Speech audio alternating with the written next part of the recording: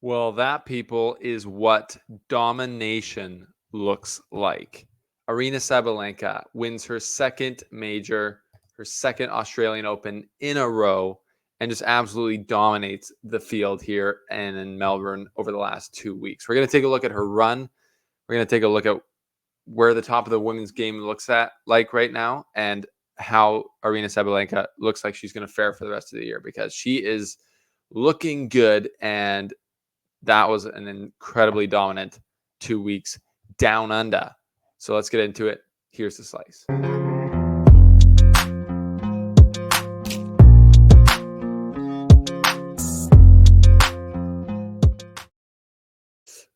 Just too good, too big, too strong, too fast. Aryna Sabalenka cruises, you could say, through the Australian Open, beats Qinwen Zhang in the final, who played all right, but I mean, really the only match that was close and was basically the final for Sabalenka was the semifinal against Coco Gauff. That was a close match. That was a good match. And we'd love to see those players play more, obviously, at the deep end of tournaments. They played in the US Open final. That was a great match. Coco gets it done. But yeah, when you dominate a tournament this hard, it can seem a little anticlimactic. To put it in perspective, here is we'll look at the whole run, but only 2 sets of the entire 14 that Sabalenka won, didn't drop a set.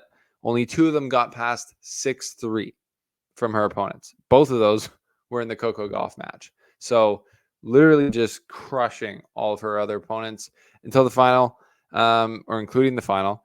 It looked like some type of junior tournament where like the top seed is just way better, comes from out of town or something, and just blows everyone else out of the water. So not the most competitive or compelling Australian Open on the women's side this time, because Sabalenka was so dominant. But that's not to take away anything from Sabalenka. Just really finding her game on a quicker hard court looks just very, very difficult to stop. Coco Gauff, Swiatek, when she's playing better, obviously she went out in the 3rd round here. Those are the types of players who I think can still, deal with her on these types of courts, but they have to play incredibly well to do that, as we saw. So let's take a look through her run to the final, starting from the beginning. She takes out Fruhvirtova 6-3, 6-2, and then she gives the old double bagel to the 28th seed Sorenko. That is crazy. 28th seed double bagel. And then 6-3, 6-2 to Amanda Anisimova in the 4th round. Oh, wait. We missed the 1st round. Sorry. Seidel. 0, double or bagel, breadstick. Tough outing there. Anisimova 6-3, 6-2. Krejcikova 6-2, 6-3 in the quarterfinals. Coco Gauff, that's where it got tight. 7-6, 6-4. Good match. And then 6-3, 6-2 over Zhang in the final. Zhang, great tournament for her, obviously. Coming through Yastremska, great tournament for her. Coming through Kalinskaya in 3 sets. And just a nice run. But that tournament, a lot of the players who are high skill, high star power players didn't seem to come through in this tournament. And the top half of the tournament was totally wide open. But we didn't see a lot of those other players. I mean, like Azarenka losing to Yastremska in the 4th round.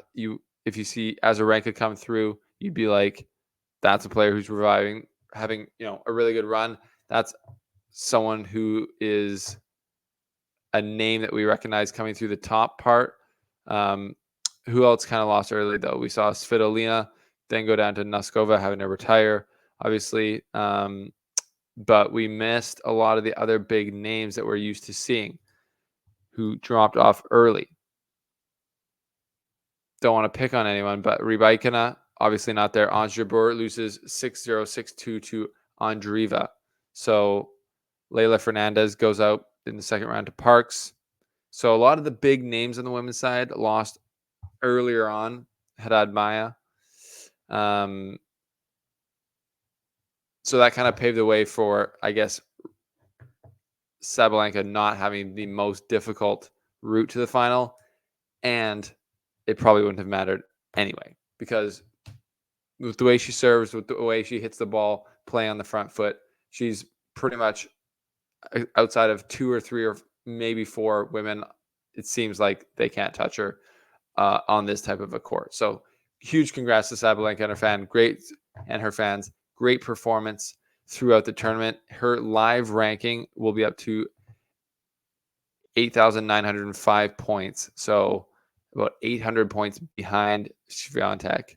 So will Sabalenka get to number 1 in the world this year? That'll be interesting to watch. It'll be interesting to watch her at Indian Wells, Miami, both on hard courts, not as quick. So how could she play at the beginning of this year? Can she take away points that Swiatek has? That'll be the question. But there is no more question about who is the queen of Melbourne. That's Aryna Sabalenka. Too big, too fast, too strong. Sabalenka wins her second Australian Open without dropping a set. And that is what domination looks like. So that's the end of a long night. It's 2:21 in the morning here. Actually, a pretty early night, to be fair, compared to a lot of nights at the Australian Open. But there really isn't much more to say about that. No one can touch Sabalenka down under this year. She'll be coming back next year to be the 2-time defending champion. Pretty amazing. And we'll see what else she can do this year. I predict that she's going to get to number 1 in the world. And that would be pretty cool for her because she's great. So that's the slice on Aryna Sabalenka winning the Australian Open in 14 sets, 0 sets dropped. What a performance. Let me know what you thought about it down below in the comments. We'll see you guys soon here after